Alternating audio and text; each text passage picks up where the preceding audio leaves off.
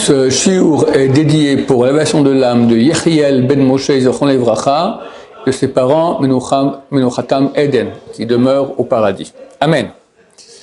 Notre parashat Kitetse, lorsque tu sortiras. Kitetse milchama al oivecha, lorsque tu sortiras en guerre contre tes ennemis. Untanu Hashem elokecha biyadecha v'shevita shivyo. Et Dieu le mettra dans ta main et tu le feras prisonnier. Reita bashivia, et tu verras parmi les prisonniers, Eshet Yefat Toar, une femme très belle. Le Chashak Taba, tu en auras envie, la Karta Lecha Lisha, et tu la prendras. C'est une non-juive. Mais la Torah nous dit comment on l'amène pendant un mois, il peut pas avoir de relation avec elle, elle va se laisser pousser les ongles, elle va se raser la tête, tout faire pour le dégoûter. Et si à la fin il veut quand même, alors il a converti quelque part, une sorte de conversion, et il peut avoir des relations avec elle. Mais la Torah nous raconte après le cas de celui qui a deux femmes, dont une qu'il est, et c'est elle qui aura le fils aîné.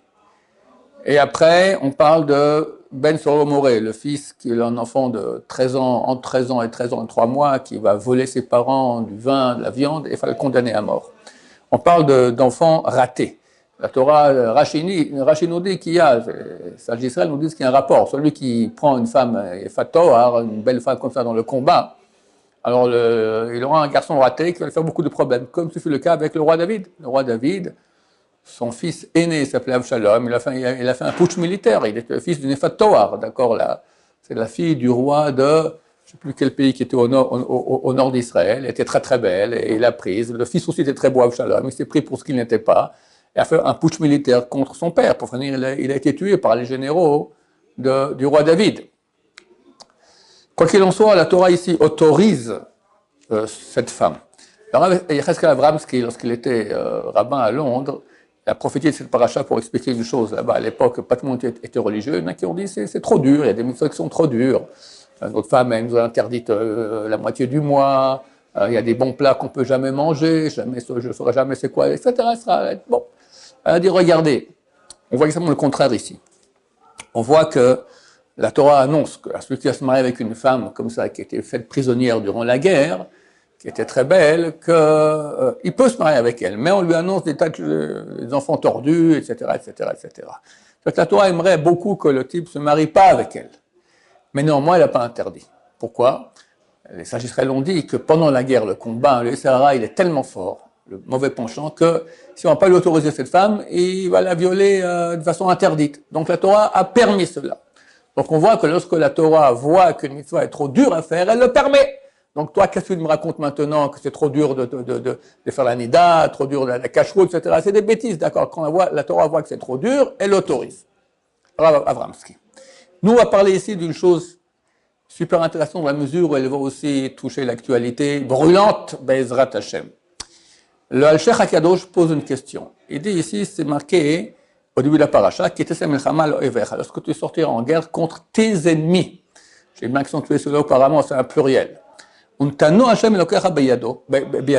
Et Dieu va le donner dans ta main. Le, c'est un singulier. Tu parles contre les ennemis, alors qu'il aurait dû être écrit Untanam, et Dieu les a donnés dans ta main. Shavita Shivyo, tu le feras prisonnier. Tu les feras prisonniers. Comment ça se fait qu'on commence par un pluriel et on finit par un singulier? Alors avant de voir les deux réponses du Al-Sheikh HaKadosh qui sont actuelles, on va voir celle du Rosh Yeshiva de Telz, qui lui dit, au niveau allégorique, quand tu sortiras en guerre, c'est qui ton ennemi? Le Yetzer Hara. Quelqu'un peut dire qu'il a beaucoup de Yetzer Hara. Il y a un Yetzer Hara de nourriture, un Yetzer Hara de paresse, un Yetzer Hara de femme, un Yetzer Hara d'aimer l'argent, etc., etc. En fait, c'est un seul Yetzer Hara. C'est le même, d'accord? Dieu a créé un Yetzer Hara. D'ailleurs, il a 3 noms. Il s'appelle Satan. Non, il s'appelle d'abord Yetzer Hara, mauvais penchant, qui va nous pousser à faire toutes sortes de péchés avec toutes sortes d'envies différentes, d'accord? Après, il s'appelle Satan. Ça veut dire, il va dans le ciel et il Messit, il va Mastin. Il parle Lachon Hara sur nous. Regarde, il a fait comme ci, il a fait comme ça. Il nous accuse. Et après, il s'appelle Malach Hamavet, l'ange de la mort. Il vient, il prend l'âme de la personne ou la fait souffrir. Mais c'est la même entité exactement, qui peut venir comme envie d'argent, envie de femme, envie de nourriture, envie du lit, d'accord, toutes les envies, à part l'envie de Dieu, c'est à bannir. Donc, en fait, ce que nous dit, c'est la paracha. Quand tu sortiras en guerre contre tes ennemis, toutes ces envies-là interdites, plusieurs, Dieu te le donnera dans ta main. Ça, c'est le même. Si tu pars en guerre, alors Dieu te donnera, tu auras la puissance de battre contre le Yetzer Hara, et toutes ces envies-là, tu pourras les vaincre, Bezrat Hashem. Le Hachar Kadosh donne une réponse actuelle. Il dit comme ça. Il dit, la condition sine qua non de gagner la guerre, c'est l'unité du peuple. Il faut être uni.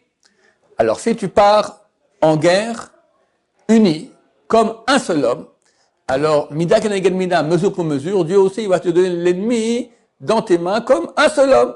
D'accord? C'est marqué que, lors de la sortie d'Égypte, c'est marqué, sous verorvo ramavayam.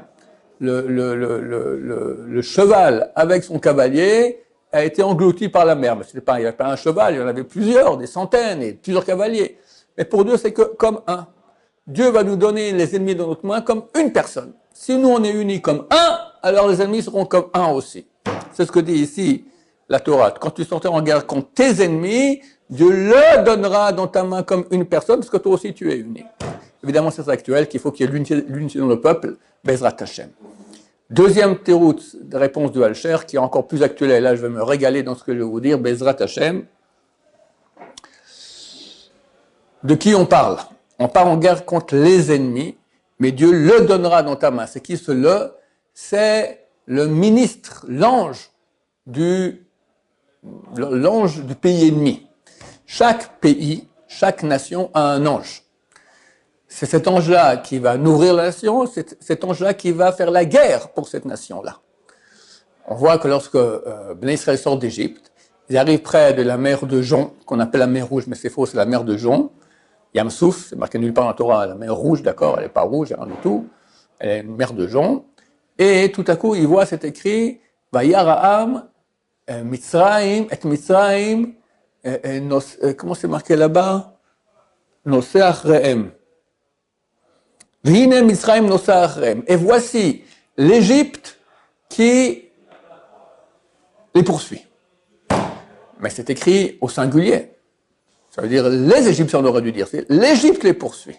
D'Israël, ils ont vu le ministre de l'Égypte, l'ange égyptien, qui allait pour les détruire. Là aussi, qui c'est la milchama, lorsque tu sortiras en guerre, à l'envers sur tes ennemis, maintenant Hachem, il va te le donner. Qui? L'ange. L'ange, il faut que l'ange, déjà avant la guerre, l'ange, il tombe. Comme on l'a vu, comme ça dit le Rav de Brisk, lorsqu'il y a la bataille entre Yaakov Avinu et l'ange d'Esav, toute la nuit, à la fin, Yaakov dit à l'ange, bénis-moi. Alors elle lui dit, Lo Yaakov el Israël, Lo Yaakov yamer, Lo Yaakov yamer ot shimcha, ki im Israël.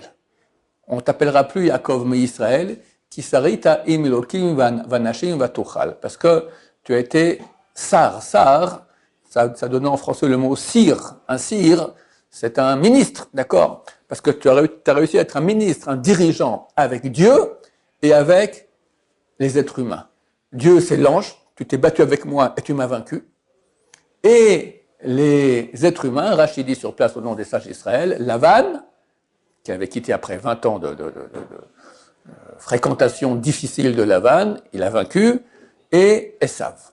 Et moi, le Rav de Brisk, comment Esav? C'est le lendemain matin que Yaakov va rencontrer Esav, il va se prosterner cette fois, et là, ils vont s'embrasser, terminé, il a vaincu, parce que Esav est venu avec 400 hommes pour le tuer, et il n'a pas été tué. Comment se fait-il que l'ange lui dit, tu as été un sire, un ministre, tu as vaincu Esav, parce que une nation ne peut gagner la guerre ici en bas que si auparavant elle a gagné ici là-haut. Donc ici le texte nous dit que quand tu partiras en guerre, Bezrat Hashem, alors Dieu donnera le ministre de la nation ennemie dans ta main au singulier. Il y a un très grand rabbin ici, très vieux à Jérusalem, qui s'appelle Rav Scheinberger. C'était l'élève du Baal HaSulam, le grand commentateur du Zohar, le Baal HaSulam, qui a dit il y a quelques mois il a dit qu'il a vu que tous les ministres des nations sont déjà tombés. Et il dit, le peuple d'Israël devra faire 2 guerres, qui sont les guerres d'Israël contre Amalek, contre Hamas au sud et contre Hezbollah en français, au Liban. Bon, Hamas, Bezrat Hashem, on espère que c'est bientôt fini, avec le retour des réfugiés sains et saufs Bezrat Hashem. Hezbollah, Bibi Netanyahu a dit, je veux que les réfugiés, donc il y a presque 300 000 réfugiés qui ont dû quitter leur maison dans le Galil, rentrent chez eux à la maison, qu'ils aient une année normale avec leurs enfants, etc.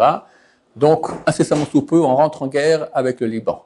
Encore ce matin, on m'a envoyé les paroles d'un des membres du gouvernement qui a dit, c'est une question de jours, il y aura la guerre avec le Liban.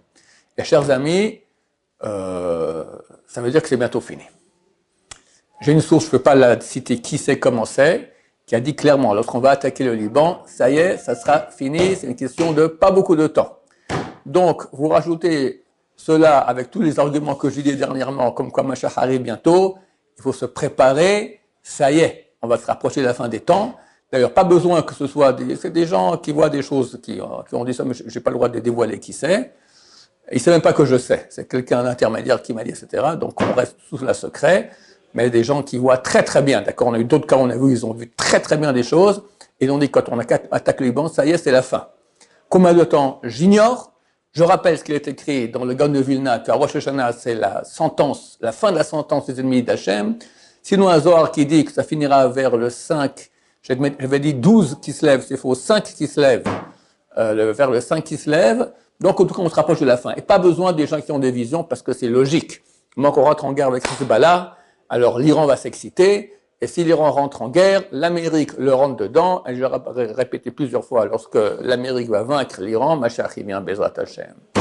Alors Bezrat Hashem qu'on voie comment qu'on parte en guerre, et que Dieu nous donne l'ange de ces nations-là dans nos mains, qu'on les élimine une fois pour toutes, Bezrat Hashem, nos grands ennemis depuis toujours. Ce grand rabbin avait dit que c'était Amalek, d'accord, Hezbollah et c'est noir, il marche mot, d'accord, c'est vraiment Amalek. L'Iran aussi, on sait bien, comme dans mes cours, j'ai expliqué cela, que Bezrat Hashem, on sort en guerre, peut-être qui c'est la paracha, d'accord, on dit qu'il y a un rapport entre la paracha et la semaine. Donc, dans 4 jours, c'est Shabbat, parachat Kitetse, qu'est-ce qu'on a mercredi, jeudi, on est samedi, voilà.